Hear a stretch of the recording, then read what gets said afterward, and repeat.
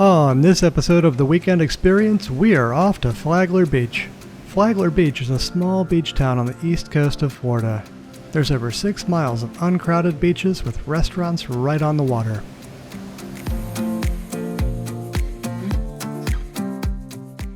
We'll be staying here at our beachfront site at Gamble Rodgers State Park. You may not have heard of Flagler Beach, but another popular beach is just a short drive away. Daytona is only 25 minutes to the south.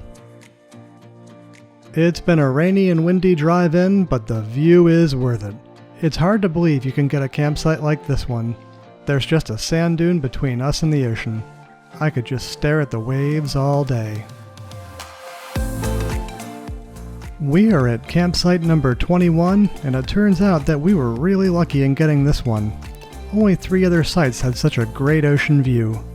All the others were hidden behind the dunes.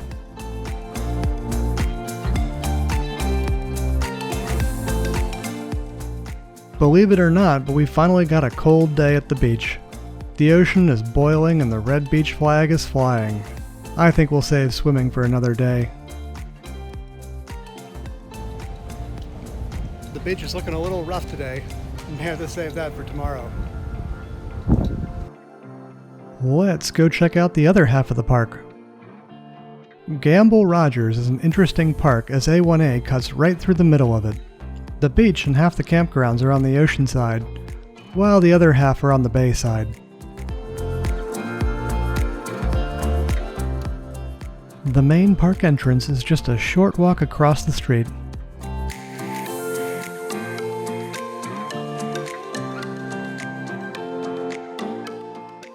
I'm not sure what this guy's story is.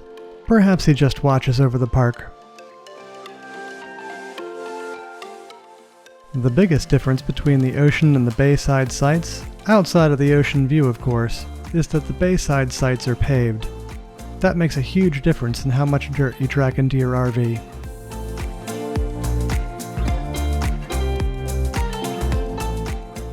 In more normal times, you can rent kayaks here.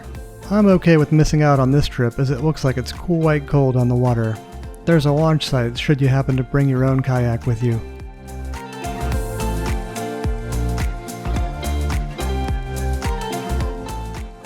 As we walk our way through the park, we finally find the bay. I wouldn't have thought alligators would be here, but I'll trust the sign.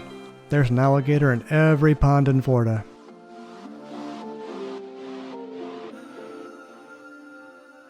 The red flag is becoming quite the common sight on this trip. The water is rough and there are signs posted about rip currents. It almost feels like we're somewhere outside of Florida, somewhere much farther to the north.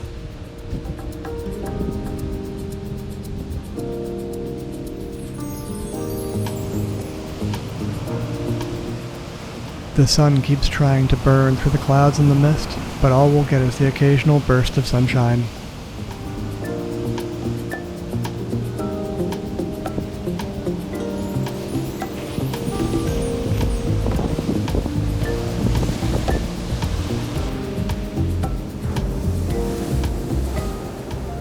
This is the kind of beach where your feet sink slowly into the sand while the waves rush in.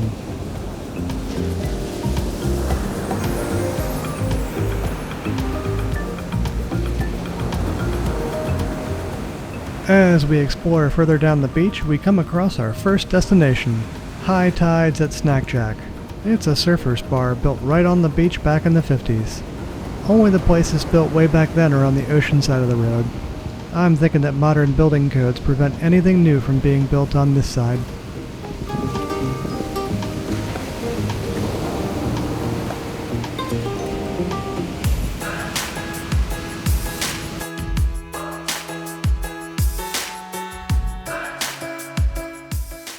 It's hard to describe what it's like inside. Part bar, part restaurant, and part roadside attraction. In any case, we like it. It's just what we were expecting from an old surfer's bar on the beach.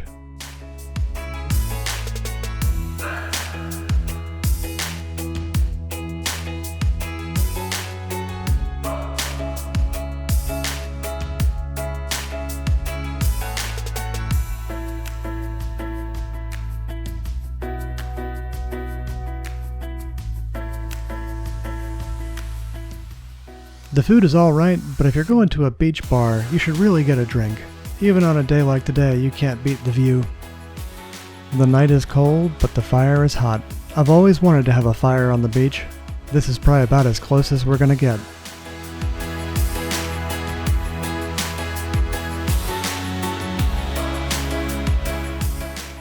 Good morning. The weather has finally started to turn, and it's warming up again. The sweaters can go back in the closet.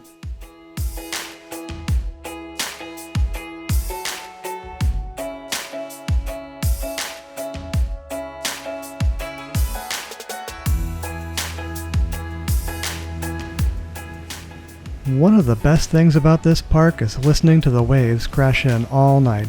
There's nothing like it.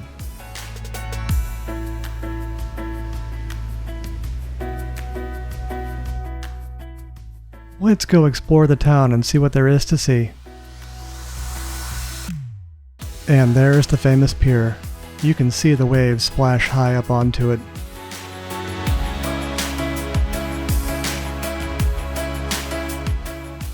You can't come to Flagler Beach without stopping at the Funky Pelican, a cool little restaurant right on the water. It's a busy place, and I can't imagine how crowded it must be when the weather's nicer.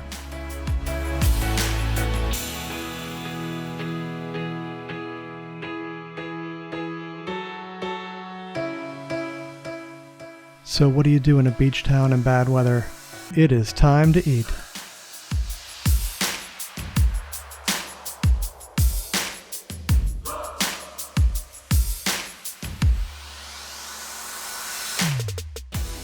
The fish sandwich and the burger were both quite tasty.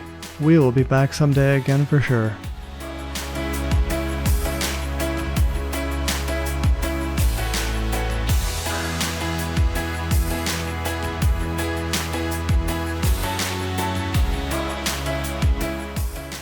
We were gonna check out the pier on the way out, but there's a fee to go out on it. Perhaps we'll do that sometime when it's nicer out.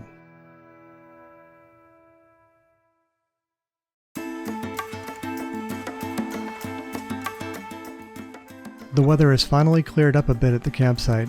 The misty rain has finally stopped and the sun is starting to come through. After a long walk on the beach, it's time to find some supper. We passed some cool looking places on the way to lunch earlier, so I think we'll find something nice.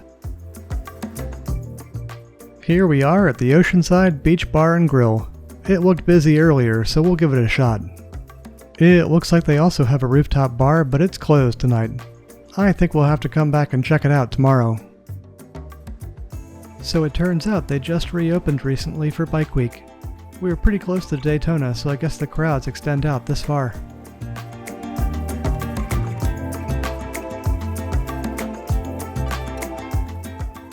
This place is newer than the others, hence the fact that it's not on the ocean side of the road. The food is the best we've had so far, though.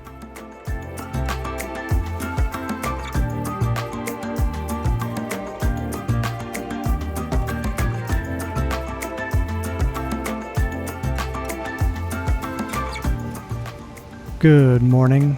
That's our first view of the sun in days.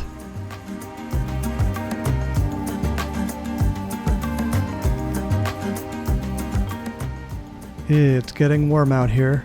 That means it must be time to head to the dog beach. Most of the beaches in the area aren't dog friendly, but the one just outside our campsite sure is.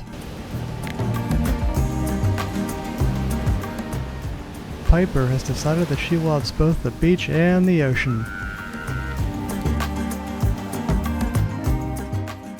Slinky Dog said that he'd rather stay and guard the campsite while we're away.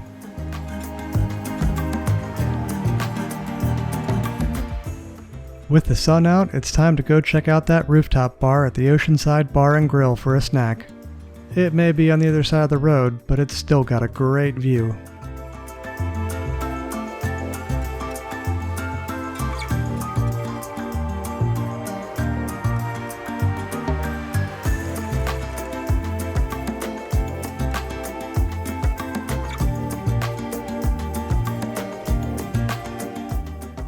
We are going to end this trip with a walk back to the Snack Shack. If you enjoyed the video, give it a like and a subscribe. We'll catch you next time here at the Weekend Experience.